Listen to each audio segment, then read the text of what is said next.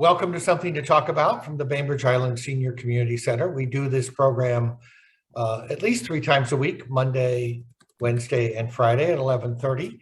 And we are sponsored by Fieldstone Memory Care of Bainbridge Island. We appreciate the support. Fieldstone is offering innovative and compassionate care, and you can get a tour of their beautifully appointed apartments on Rolling Bay by calling 360-689-4314. So do that today. And today we are going to be talking a little bit about Map Your Neighborhood, which is really kind of a core infrastructure to the work that we're doing to be ready in the event of a disaster. And Lesage, who coordinates disaster preparedness for the city of Bainbridge Island, is with us. And Ed Gilbert and Ann Cook, who are part of the Map Your Neighborhood team, are here as well. So thank you three for coming. I don't know how you want to, maybe we want to start, Ann, with a little overview. Yeah. And then we can talk with Ann Cook and Ed Gilbert a little bit about their experience. Yeah, that sounds great. All right, I'm going to share my screen. I have just a few slides to go through. So yeah, today we're going to just talk a little bit about the Map Your Neighborhood program and, how we use this really as the foundation of emergency preparedness on Bainbridge Island. So I'll talk a little bit about how this works, why it's important, and then we'll have time at the end to hear from Ann and Ed. They're two of our Map Your Neighborhood captains, as well as part of our training team, and then happy to answer any questions that you have. So Map Your Neighborhood, it started in Washington State many, many years ago, and Bainbridge Island started implementing this program, I believe, all the way back in 2008. And it's had a couple different versions. It was ran by a contractor and then the fire department. And then when I was hired a few years ago, it came back to the city, and we manage this process through our partnership with Bainbridge Prepares. And we have been able to go out and meet with 1/3 of the island. So 1/3 of households have gone through this process. And our goal is to eventually get to every condo complex, apartment complex, single family neighborhood, etc. And really the core of it is that you get together and meet as a neighborhood, and you learn how to write a plan, identify skills and equipment for each of the different people within your neighborhood. You would know whether there's a young child that might need help, or where the pets are, or if there's someone with access or functional needs. Or at least pre-pandemic, it was also really important to know who's commuting regularly into Seattle or across the bridge to the rest of, Kitsap County or beyond. So you really have a good sense of who's on island during the day, which children are at school or daycare, so that depending on the time of the disaster, you would have a sense of really who should be home and who may be stuck somewhere else. And so through this planning process, you get a map of your neighborhood. You list out here where all the propane tanks are, the water shutoffs. You create a contact list for all of the neighbors that are part of this plan. And then you actually have these steps that you follow post-earthquake or post whatever the disaster is, so that you have a process to check on everyone, make sure they're okay, and really understand what you need to do next once you have a good sense of, is everyone all right, or a couple people need help, that type of information gathering. So post-incident, these are the 9 steps. You check on, obviously, the people with whom you share your household. You want to make sure you're protecting your head, hands, and feet. So it's one of the things that we always talk about is, especially after an earthquake, making sure you have sturdy shoes, a hard hat, work gloves, and a flashlight right near your bed, so that if something happens in the middle of the night, you're not walking around your condo or your house without some protection. Otherwise, you could get injured. And then if you have propane, shut off your propane, shut off your water. Part of the process is you get a booklet, and on the back of the booklet is a sign that says okay or help. You can post that on your front door and your front window so that a neighbor is able to know, hey, so-and-so's okay, or this household needs help. Have a fire extinguisher readily available. And then each neighborhood gets chooses a gathering point. So you would then go and check in. You would know, all right, everyone's here, or we're missing folks from these 2 households. And then you're able to really organize your response. And then once you've gone out and provided that help, you would pick a time, maybe an hour later, 3 hours later, to report back. So it's this step-by-step process to make sure that everyone in your household and in your neighborhood is okay after something has happened. And then on Bainbridge Island, we've added what we call our 10th step, which is to check on a local hub, which I know Reed and I were just talking before this session. We want to do some additional trainings on all of the different components of our emergency response, our teams, as well as our different plans. But our disaster hubs, we have more than a dozen spread across the island. And so the idea is you could check in there. If you need help, there are resources there to help. If you can offer support, you can provide that information at the hub as well. And if you live in a neighborhood that's near a school, near a church, near some community center, you're able to go and, again, offer assistance, make sure that you're checking in. So it's really this holistic approach for Bainbridge, where if your neighborhood is prepared, your neighborhood is taken care of, then we're able to make sure that we can provide services for individuals who are stuck on the island because they were just getting off the ferry, they were commuting, or there was a school event and there was a guest soccer team or football team, whatever it is. So we know we're going to have people trapped on the island that we need to take care of. So we want to make sure that our community is prepared as possible to help in that event. So just a real quick, if this is something that is interesting to you and you want to host a training, basically you just send me an email and then I work with our training team. We find a date and time that works for your neighborhood, or if it's a couple different options, and then we're able to get this scheduled. Right now, we're still primarily meeting on Zoom, but in the coming months, we hope to get back to in-person kickoff training. But if that's something that you would prefer to stay on Zoom, then we can do that too. So when you talk about a neighborhood, just so that people can kind of get in their mind, those things can vary, right? I mean, Yeah. About how many households do you think about, or the range that you think about that might make up a neighborhood, Absolutely. which might be a building? Yep. Might be a street. Yeah, I mean, on average, it's ideal to have between 10 and 15 households. It just makes the planning process a little bit more manageable. However, with that being said, we have larger neighborhoods like Commodore or Agate Loop, where there's many households that are included, but they're broken up into blocks. So my best suggestion is, if it's an apartment complex or a condo complex, that naturally lends itself to, regardless of the number of units, it lends itself to that neighborhood, that building being part of the plan.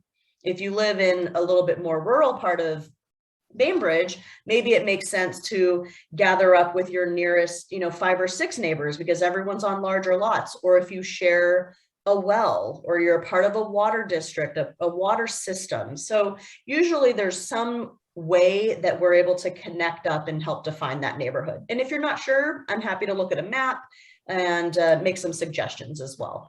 Great.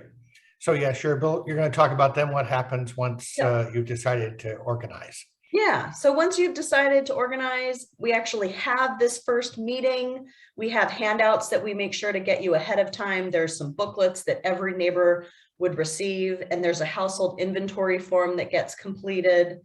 And so once that kickoff happens, that's where, we take an hour and a half to just learn about how we get your household prepared and the steps of Map Your Neighborhood. So our kickoff training really covers, what do you need to be prepared at home? So food, water, other supplies, medical forms, critical paperwork for your household, a whole list of different things. So we help you get prepared in that sense. And then you come together as a neighborhood to understand, my next door neighbor has a chainsaw. My other neighbor has the 12-foot ladder. So you really understand what resources exist within your community. If you need a piece of equipment, or if you need a skill set, you know who is the doctor or who's trained in wilderness first response. There's a lot of different pieces that come into that. And then from there, that's when you kind of move through the planning process. So you identify a neighborhood captain, you pick your neighborhood gathering point, you collect all of those data information sheets and actually put together a written plan, and then you share that plan with your neighbors. I know there's always privacy concerns that come out. You know, this information is not shared with me. It's not shared with anyone beyond your neighborhood. So you don't have to worry about, oh my gosh, Anne at the city is going to have all of this information. That's not the case at all. So it stays within your neighborhood. It lives with your neighborhood captain. And of course, if there's information that you don't want in the plan that gets shared with everyone, that's fine too. If you have a particular, medical concern or just something that you want to keep private, all that we ask is find one neighbor that you trust and share it with them. And that's okay too. We really want this to be an easy process, something that makes us more connected.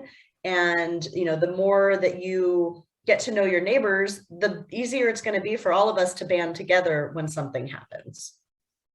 And then we have a whole bunch of fun things that a lot of our existing Map Your Neighborhoods go through. A lot of them will do annual gatherings through the form of a potluck, or just different meet and greets where someone will share their disaster supplies and what that looks like in their garage.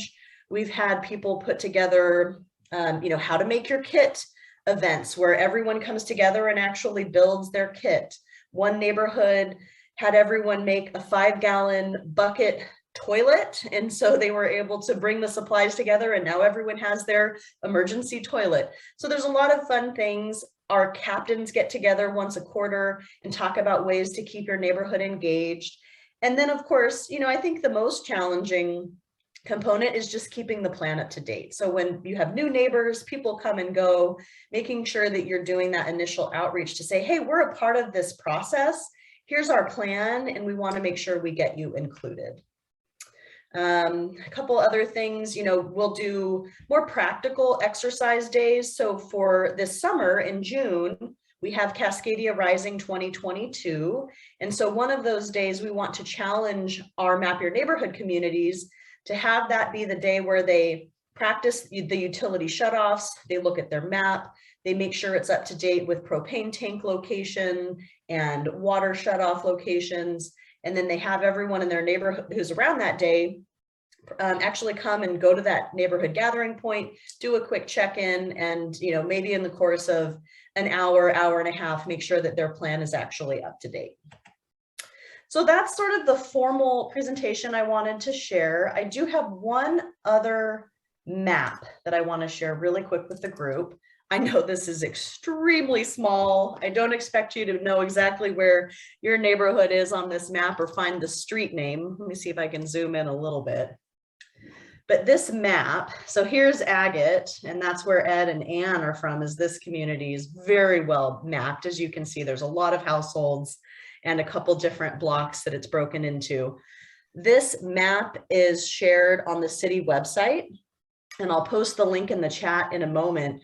But this is the best place to check first if you're not sure if your neighborhood has gone through the process. And then if you have questions, you can always email me as well. But I'll try to scroll down a little bit. I think the file size is just too large to kind of quickly update. But I'll post the link in the chat and you'll have access to that. But with that, I want to open it up for Ann and Ed to share a little bit about their experience and then any questions. Yeah, that would be great. So you are both captains? Yes, we are. And well, tell me a little bit about how that's worked for you. Do you live in neighborhoods that have been welcoming this? What were the challenges? I think in our neighborhood, basically we're on the far north end of the island, and we have a pretty clear sense that in the event of a major disaster, first of all, the bridge is likely to come down. across into Suquamish, Poulsbo. And second of all, we're about the farthest from Winslow that you can get. And there's, I mean, Ann can tell us how many firefighters there are on the island and how many policemen. They're not going to be around to help us. We have trees come down on agate wood or one street or the other several times a year. So we understand exactly how quickly we can be marooned in our neighborhood. So we really decided that we wanted to find a way to be able to manage ourselves on our own in a situation where there weren't going to be a lot of civic resources available to help us out. And did that community have a sense of camaraderie already? Some, not a lot. There was one neighbor who was very active that's no longer involved, but she was organizing things in 2008 when Map Your Neighborhood started on the island, and we had presentations at Blodell. They've been very kind, and that's our hub, our meeting place, and they provide access through their property when trees are down, if we can still get to them. But I initially just became involved, fairly peripherally, but I lived in Alaska in an extremely remote area on the Yukon River. So I was already concerned about preparedness and knowing what can make the difference between life and death. And Ed went through the earthquake in Japan. I lived in Anchorage the year after the earthquake up there. So I guess it appealed to my natural interests anyway. And it's been a good process. I mean, of course, the desire is that everybody would be enthusiastic and rush out and get immediately prepared. But the reality is that you have a mixture of people's interests and time and ability to do things. And Luke Carpenter used to say, well, when the emergency happens, they'll all want to help. So you need a few people that are capable of organizing them. And in addition to Map Your Neighborhood, I've also done CERT training, which is basically checking on your neighbors, as Ed has, and we both are wilderness first responders with advanced first aid. We're both ham radio operators, so at least there are a few of us, I think, that can help significantly in an emergency. Yes, well, I think that's, you're obviously aware, I imagine, that living through something like the Japanese earthquake is enough to sort of recognize to you, or living in a remote area, how important it is that we do a little something. And I also think that anything we do probably helps immeasurably once we get into the crisis, even as so far as just knowing who your neighbors are, or knowing where there might be a propane tank, or where there might be a water supply, things that we can learn bit by bit over time. Can you tell us a little bit about how often your community gets together, or at least touches base? Just mentioning the Japanese earthquake, my wife and I, Linda Semlitz, lived in Tokyo during that earthquake. So we saw firsthand, and Linda, who leads the psychological first aid team on the island, was doing relief work up in Tohoku. So saw firsthand, the devastation that occurred from that size of an earthquake. And obviously we had the potential for that kind of earthquake right offshore. It's not clear how that would, what we'd see on Bainbridge with a offshore earthquake, but it certainly could be dramatic. One of the things we do in our neighborhood is my wife and I basically run Agate Street, which is one street of the large loop, and we get together for a potluck. Once a year on our driveway. We have a very large concrete area, and this last year it was very distanced. People stood away from each other and sipped their beers and put their masks back on. But it was very much appreciated by the community, just because we live in a area that has very large lots. Our driveway is a quarter of a mile long to get to the mailbox. And so people don't really see each other that much. And so a chance to get together with the neighbors down the street and renew ties, et cetera, has been very welcomed. Yeah, We I'm also- guessing that that's also a great way to make connections with people who move in to the neighborhood. Absolutely. Absolutely. Yeah, I And- think it's, oh, Go ahead, excuse me. Ann. I was just going to say it's so much easier to ask for help if you know somebody, if you've at least seen them. So the connection and knowing who lives where is really important just on its own, no matter how much farther along the road you get or not. And also knowing what you're supposed to do. I mean, people have a sense that, oh, I'm supposed to put okay in my window if everything's okay, or put my fire extinguisher outside the door so other people can use it if we don't need it and we're in good shape. Those are signals that that household's all right. Knowing that a propane tank is a source of risk. You know, everyone has their own septic system, everyone has their own water supply, everyone supplies themselves by wood or propane. You know, we're really on the outback up here on the north end. And so people have to figure out what the risk profile is associated with all of those systems that may have stopped operating once electricity turns off. And we have a lot of experience with electricity turning off when we expect it not to be with us in the event of a major disaster. I'm sure, Ann, that it's a different, and Lesage, I'm sure it's sort of a different situation in downtown Winslow, where you have people who are living close together and might not have the kind of storage capacity for a chainsaw in their coat closet. Yeah, absolutely. And that's one of the things, you know, we try in our kickoff meetings in particular to have as much information really tailored to the unique neighborhood, right? So certainly if you live in a condo, you have a lot less space to store water and other emergency supplies. And so we try to provide different tips and tricks on what you can do collectively within your building, what you can do within your particular unit. And then, you know, same thing if you live on a 2-acre property and you have a storage shed out back. So we really try to have the means to get questions that are specific to your neighborhood and provide some personalized response. I mean, every living situation is a little bit different. And when our trainers or myself come out and provide that information, we want it to be as tailored to each unique situation as best as we can.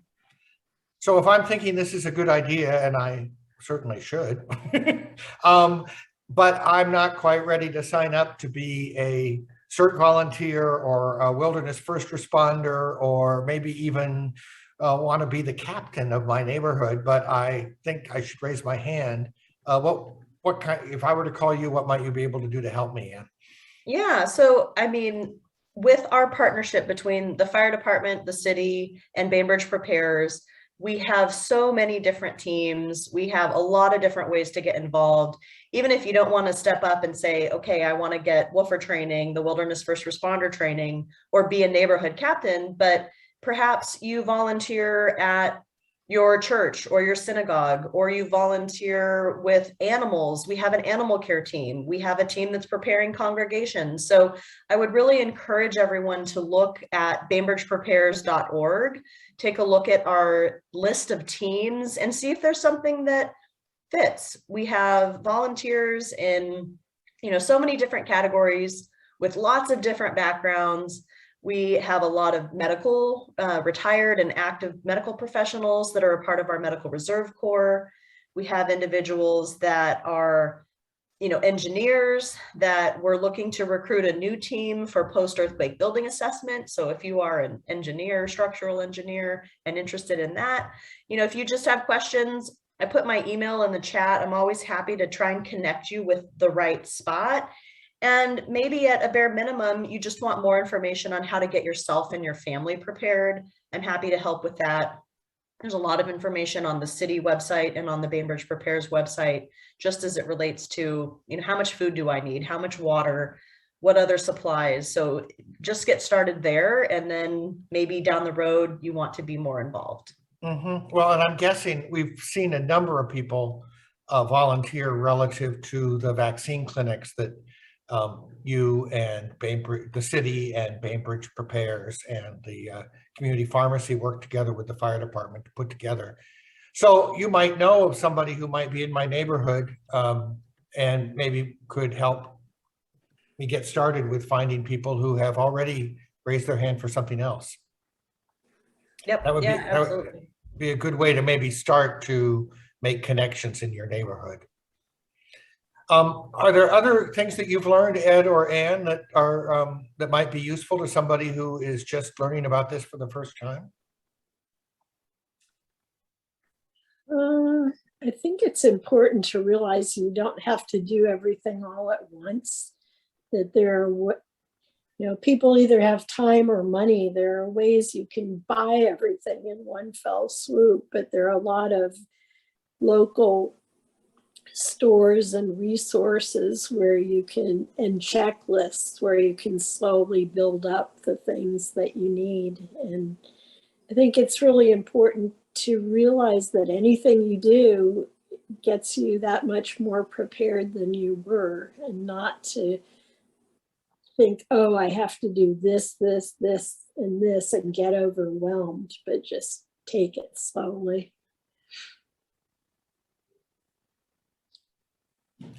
Does anybody who's on the call have a question that they'd like to have answered? Something that you're thinking about, as simple as, what kinds of supplies you are thinking about getting, or how, yes, Janet, I see you've raised your hand. You can unmute yourself. That would be great. You're still muted, but let me see if I can, I don't know if I can help with that or not. Ask to unmute. See if that helps. There we go. That's great. Good. Thank you so much. My husband and I live part-time on the island, and the rest of the year we're here in California. But I'm in charge of our emergency preparedness for our condo building of 9 units, and we're in downtown by the pub. And we have a lot of really good equipment that's all in our underground garage.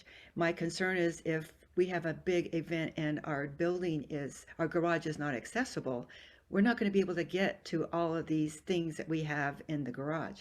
So we're trying to think of another way we can have a shed or something outside that we can put our equipment in.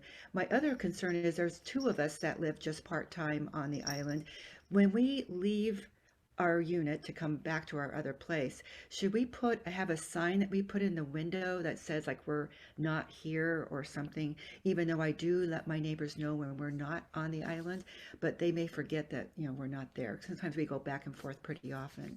So what is your comment on that? Yeah, so I mean, just first on the first part, absolutely. If there is some place outside where you can store supplies in a shed or something, that is definitely ideal. Garages, especially, in a multi-story complex, underground garages are a challenge, so I understand that. And then in terms of being part-time, I'm a little hesitant to say post something on your door or your window just for security purposes. Yes, Bainbridge is safe, but we don't want to alert some negative people, that you're out of town, especially for a long term. I think the main thing is just to be as communicative as you can when you're gone for longer stretches. I just moved off island, but the condo complex I was in, there's a couple residents who are part-time as well. And they always let us know, someone in the building had a key for emergency reasons. And so I think that tended to work pretty well. And so we knew, oh, if something happened today, so-and-so's gone for the next 4 or 5 months. So, someone else would kind of take that responsibility to check on their unit. So the more you can communicate with your neighbors, the better. Great. Thank you. There's something that, just to pick up on something you're talking about, is that my wife and I think about how to get out of our bedroom, let alone how to get into an underground garage. So we leave the door open at night to our bedroom. We have a hard hat, a pair of leather shoes, gloves. I actually have a large, what do you call them? Thing to pry, a pry bar, to be able to pry myself through a door, because if you imagine an earthquake where things get really changed in terms of the interaction of the timbers, et cetera, a lot of things could be closed permanently. And so we try to make sure that we have things that protect our hands, our head, our feet, as well as a pry bar right next to our door, right next to our beds. so we can get out and then move to the next thing and figure out what next room we have to get into. So a couple of those things are there all the time, probably the hard hat and the crowbar. No, we leave make- them all permanently there. Yeah, we do the same thing. We have stuff under our beds so that it's readily available, and it's stuff we don't use for anything else. It lives there.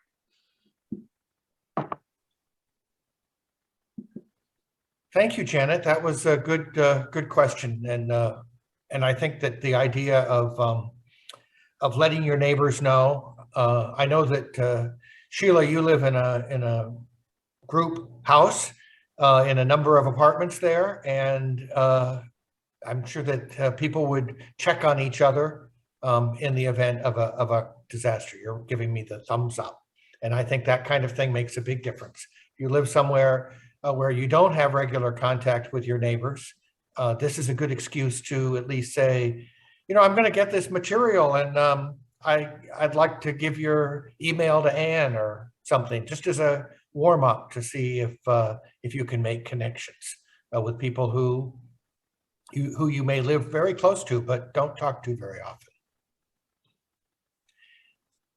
I want to thank you guys for coming by today. I think that this is a good overview of just the idea that there is an infrastructure in place that you can plug into, that you don't have to start from scratch.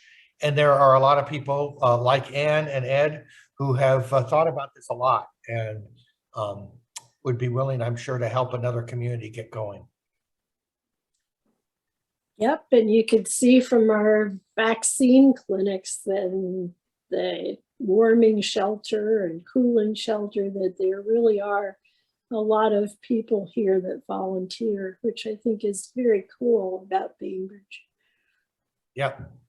Yeah, if anyone has any questions, don't hesitate, reach out to me, send me an email, give me a call, and I'm happy to help however I can. And if you're watching this on YouTube later, just look at the little box down below the video, because Ann's address and the links that she has been talking about are there as well. And Ed and I are willing to go anywhere on the island by Zoom to give you all the information we have in our brains. Thank you. Thank you both, and have a lovely afternoon.